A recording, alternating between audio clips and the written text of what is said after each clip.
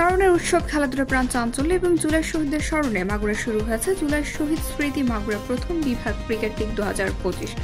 শুক্রবার সকালে মাগুরা জেলা স্টেডিয়ামে আয়োজিত এই লীগের আনুষ্ঠানিক উদ্বোধন করেন জেলা প্রশাসক ও জেলা ক্রীড়া সংস্থার আহ্বায়ক মোহাম্মদ ওহিদুল ইসলাম।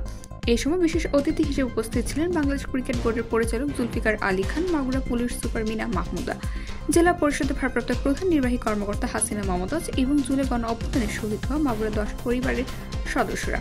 মাগুরা জেলা পরিষদ এবং শিক্ষক সিমিন মসজিদ আক্তার পৃষ্ঠপোষকতায় জেলা ক্রীড়া সংস্থা এ লীগের আয়োজন করে। 16 ক্লাবের অংশগ্রহণে শুরু হওয়া টুর্নামেন্টটি চলবে 1 মাসেরও বেশি সময়। সকাল 9:30টায় জাতীয় সঙ্গীত পরিবেশন ও জাতীয় জেলা ক্রীড়া সংস্থা এবং বিসিবির পতাকা উত্তোলনের মধ্য দিয়ে উদ্বোধনী পর্ব শুরু হয়। পরে জুলাই গণ অভ্যুত্থান ও মুক্তিযুদ্ধে শহীদদের স্মরণে 1 মিনিট স্তব্ধতা পালন করা হয়। অতিথিরা শহীদদের প্রতি শ্রদ্ধা জানিয়ে লীগের সফলতা এবং মাগুরা ক্রিকেটের অগ্রগতির প্রত্যাশা ব্যক্ত করেন।